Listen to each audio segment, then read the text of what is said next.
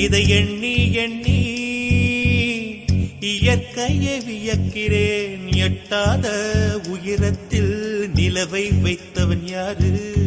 பெண்ணே